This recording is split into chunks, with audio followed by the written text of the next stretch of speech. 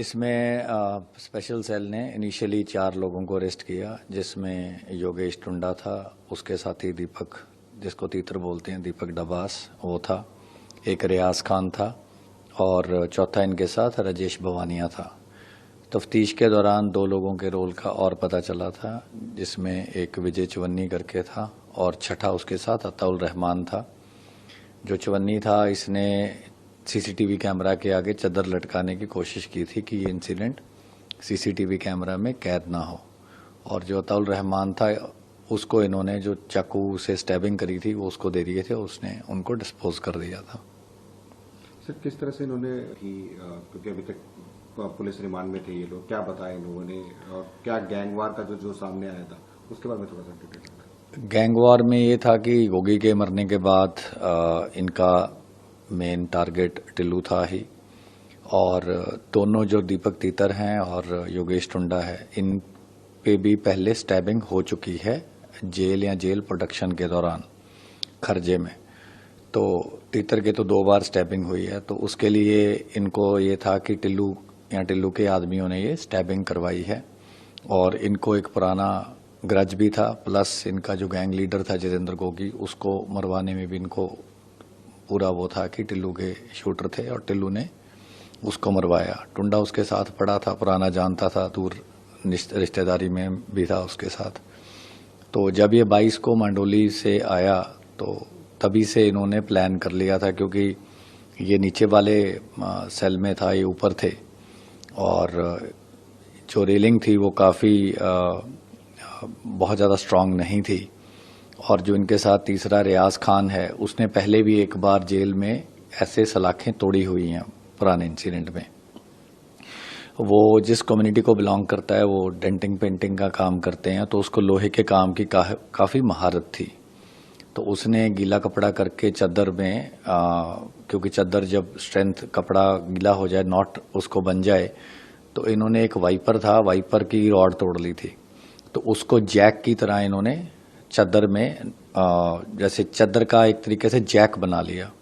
तो गीली चद्दर थी, तो दोनों सलाखों से जब उन्होंने लपेटी तो उसको वाइपर को घुमाते रहे, तो वो जो रॉडें थी बेंड होके बिल्कुल टूटने के कगार पे आ गई। तो उन्होंने उसको पुश किया, तो इतनी जगह वहां से बन गई कि उससे ये नीचे रैपल डाउन कर पाए। तो इन्होंने देख लिया 6 बजे चक्कियां खुलती हैं, खुलने के बाद चक्की बाहर से ही खुलती है जेल वाले जब खोलते हैं, तो उसके बाद जो सेल है उसमें सारे इनमेट्स एक दूसरे से मिंगल कर सकते हैं। ऊपर का सेल अलग था, लेकिन वो इन्होंने रॉडें तोड़ दी और वहां से ये चद्दर से रैपल डाउन कर गए। और जैसा ऑलरेडी फुटेज में अब तो वाइडली ऑलरेडी देखा गया है, उसने टिल्लू राजपुरी ने रोहित के जो चक्की थी उसमें घुसने की कोशिश करी, वो उसके साथ थोड़ा सहानुभूति भी रखता था। दोनों ने गेट को अंदर से पकड़ा, लेकिन क्योंकि इनके पास 4 चक्कू थे जो इन्होंने एग्जॉस्ट फैन से बनाए थे, जो एग्जॉस्ट फैन के सपोर्ट मेंबर्स होते हैं, वो इन्होंने एग्जॉस्ट फैन को तोड़ के उसके जो ब्लेड्स थे वो अलग फेंक दिए थे, और जो मेंबर्स थे एग्जॉस्ट फैन के, उसको इन्होंने जो ये सैनिटरी टाइल होती है, जो इनके वहाँ एक मेकशिफ्ट बाथरूम होता है हर एक बैरक या सेल के अंदर, तो उसकी जो लूज टाइलें थी उसमें से एक टाइल उखाड़ के, टाइल की बाथरूम टाइल की जो रिवर्स साइड होती है वो काफ़ी खुरदरी होती है, तो इनको एक मेंबर को चक्कू बनाने में, उसकी धार लगाने में और तेज़ करने में तकरीबन 1.5-2 घंटे लगे। तो पूरी रात टुंडा और रियाज खान यही करते रहे। तो सुबह तक इन्होंने वो 4 जो चक्कू थे वो बना लिए उसके मेंबर्स के। एक इनके पास पहले से 2 कोई पतले पतले तीखी पत्तियां टाइप थी, जो इन्होंने उनको जोड़ के रस्सी का मुट्ठा बना के वो 5वां बना लिया। तो 2 उनमें से दीपक तीतर के पास थे और उसका काम स्टैबिंग का ही था, और टुंडा उसके साथ था। रियाज खान को भी यही टास्किंग थी और बाकियों को दूर रखना था।